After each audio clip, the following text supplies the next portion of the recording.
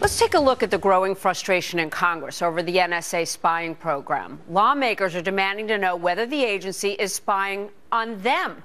That's right. As Senator Rand Paul says, he is gathering signatures for what he hopes will be a massive class action suit against the NSA and the Obama administration.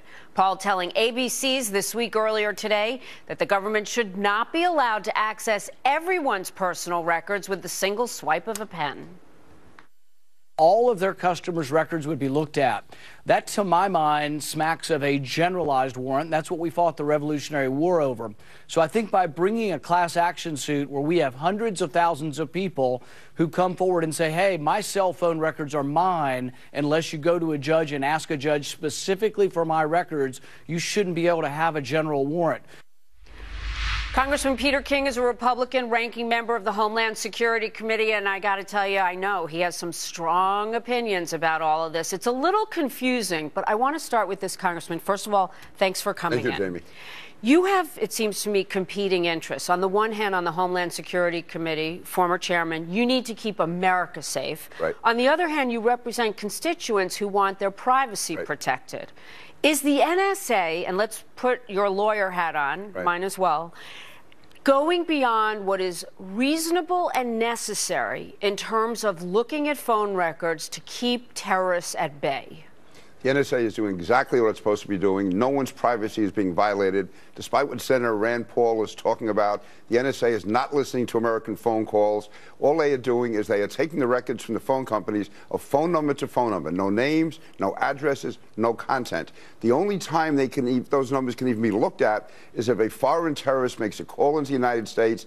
Then the NSA can find out what number they called. Then they have to go to court so that the FBI, the Justice Department, can get a warrant to listen to those calls. The NSA is not listening to anyone's calls at all, and no record at all can be looked at unless it has a direct connection with a foreign terrorist. So Rand Paul does not know what he's talking about. And Rand Paul is really spreading fear among the American people. And he also, today I understand in the show, is also comparing General Clapper to Snowden. I mean, to me, either he's totally uninformed or he's part of that Hate America crowd that I thought leftists in the 1960s. In any event, he doesn't deserve to be in the United States Senate for spreading that type of misperception and absolute lies, to be honest with you.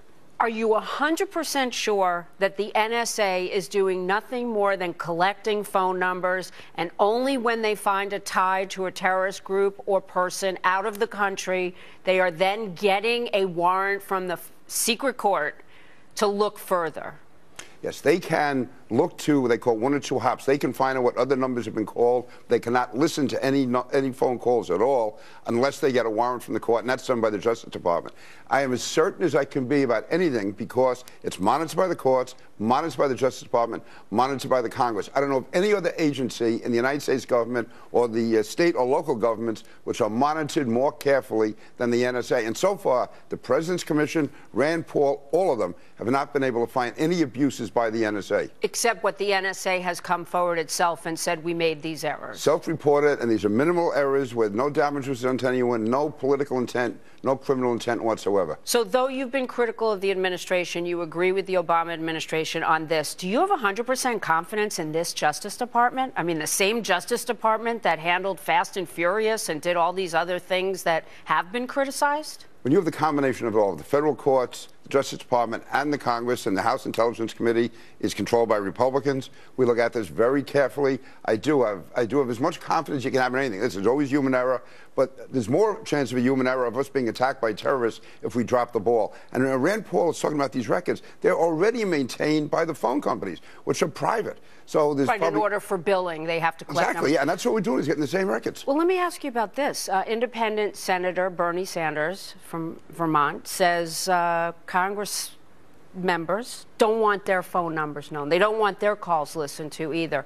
Why shouldn't Congress be treated the same as everyday Americans? I agree with you. I think members of Congress should be treated the same as everyone else. If a member of Congress is talking to an al-Qaeda leader in Iraq or Afghanistan, why should that member of Congress be any different from any person on the street? So Bernie Sanders, again, a phony argument. What they're trying to suggest is that somehow the NSA is spying on members of Congress. They're not spying on anyone. They do keep phone records of every American, and that's their job. That's what they're supposed to do. They don't listen to the calls. They don't know the content of the calls. All they have is phone number to phone number. They don't even know who's talking to one another. All they have is the number. No address, no name, no nothing, no content. I and no one's imagine, looking at though, emails either.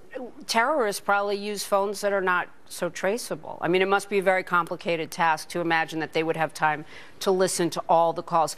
How frustrated are you then in your quest to keep us safe? You were involved in 9/11.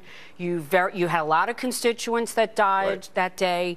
How frustrated are you by these senators who are coming forward and perhaps making, and are they making, the NSA's job more difficult? It infuriates me that people like Rand Paul are putting American lives at risk. That if we listen to Rand Paul and follow his policies, Americans could die, because the NSA has stopped attacks against the United States. Right here in New York, the Zazi attempted subway attack in 2009 with liquid explosives was stopped primarily by the NSA.